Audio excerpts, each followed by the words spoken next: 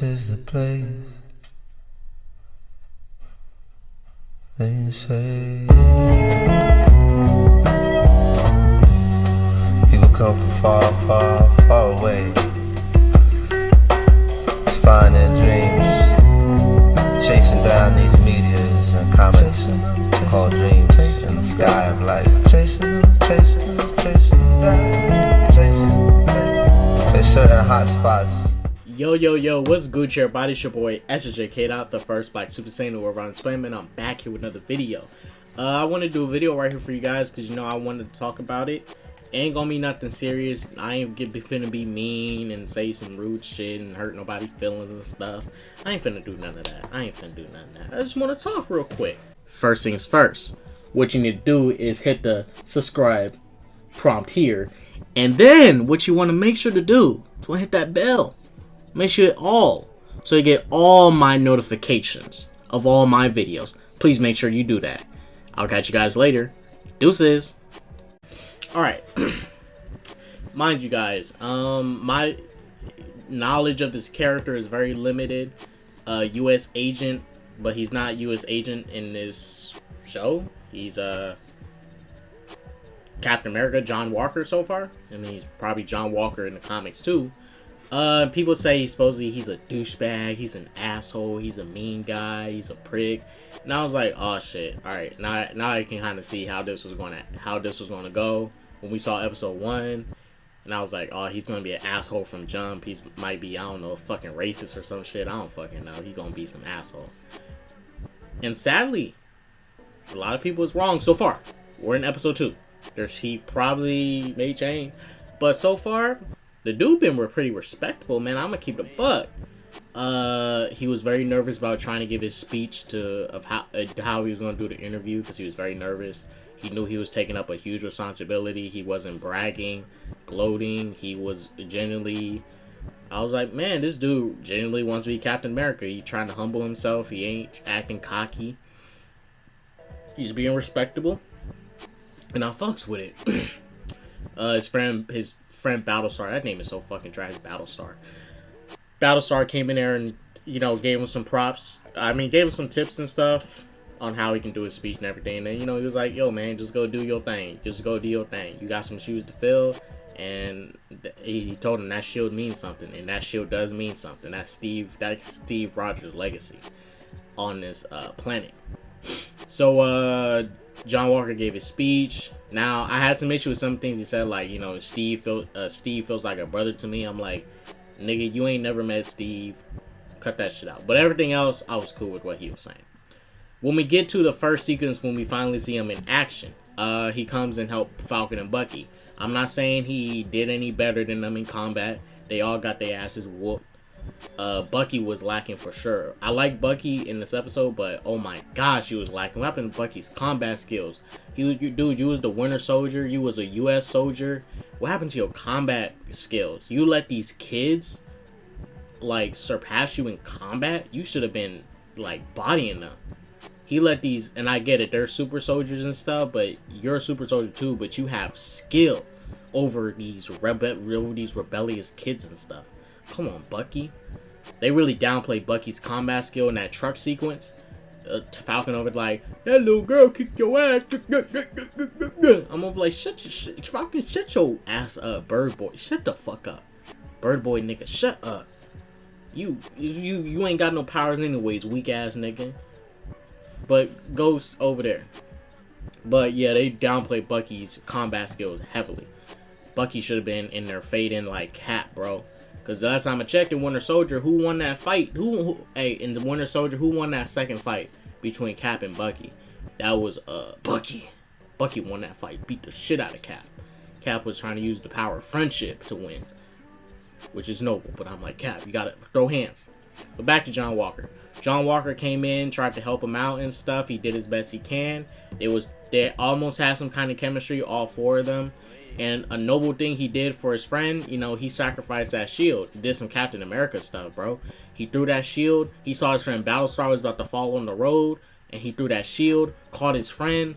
His friend fell on it. He saved his friend from getting injured, you know, of whatever back injury, head injury, or whatever he was going to sustain. He helped him out, showing that, you know, this dude is no dickhead, because a dickhead wouldn't be looking out for his homie like that. A dickhead is a dickhead. Dickheads look out for themselves.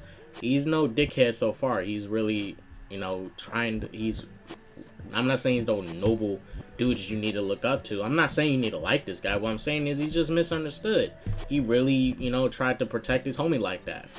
Another thing, when he tried to offer Falcon and Bucky a ride, you know, he really wanted to work with them. He genuinely wanted to work with them. He wasn't trying to take over the mission. He wasn't trying to say you guys need to step down. He just wants to work with them, you know. And why not do this mission with his friends, with Steve Rogers, Captain America's friends, since they know him and they probably know some tips and tricks for him. It's almost like he wanted to be their, like, it's almost like he wanted to be their student, you know, like go under their wing and see what tips they can give him to help him become just as good as Steve Rogers. But Bucky and Falcon wasn't having it because they was bitter day one. But I'm gonna say this, you know, it's not John Walker's fault that the shield is in his hands. The U.S. Army gave him that, but the U.S. Army only got that shield because freaking, oh my gosh, Falcon, bro, oh my. I don't know why Falcon took the shield. If he even said to Cap, it feels like somebody else's. All right, then give the shield back.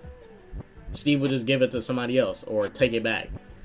Like, the fact is, Steve Rogers would have never wanted his shield, which is meant to be used in battle, in a museum, unless, you know, he didn't have nobody to pick. Unless he didn't have nobody to take up the mantle of Captain America. He passed it on to you. This is what Bucky could have Falcon could have at least done. Like, put it in your attic or something. Put it in your home. You didn't even have to tell the government you had it. Bro, Falcon, come on, Falcon. Falcon's supposed to be black, bro. He's supposed to be able to finesse. Come on, bro. This is what I would have done. When the government probably asked for a mission report of what happened in the Battle of Endgame, you wanna know what I would have told them? Thanos damaged Steve Rogers' shield. He broke it, shattered it in half. And Steve, I don't think the government knows the status of Steve. We don't know the status of Steve yet. We don't know if he's dead or not because Steve came back. But it's clear Falcon did not tell them about Steve's status because, you know, Steve probably was like, don't tell him nothing. But all Falcon had to do was say, the shield is destroyed. And then keep it in his attic, in his house in Louisiana. And when he feels ready to use it, go back to that attic, take it out, dust it off, put that shield on. The fact that he put it in the government's possession, the same government that also got corrupted, tried to take Captain America and other heroes' freedom by making them expose their identities, putting them under strict control, not letting them be the vigilantes they want to be. And Cap fought against that. Cap was not for that. And Bucky sits here, Falcon sits there and gives the shield to these people. The U.S. government, the same government that Steve used to work for, he fought against. He went against. But yeah, Falcon, you did not do that right. You didn't do that right. I understand you didn't have to use the shield yet, but the fact that you gave it to the government shows you really did not even care about the shield. Like, them keep it a buck, bro. You don't give a fuck about that shield. Bucky's fighting for that shield harder than Falcon, dude. I'm like, give Bucky the shield. Bucky deserves this shield. Out of all the people I'm seeing who deserves this shield, Falcon's at the bottom of the list. John Walker or Bucky deserve this shield. I'm keeping a buck because John Walker is willing to take it up. He's a man with no powers. He doesn't know the Avengers. He's not an Avenger. He's just a regular U.S. soldier. Got 3 medals of honor, and he was like, "I'll do it."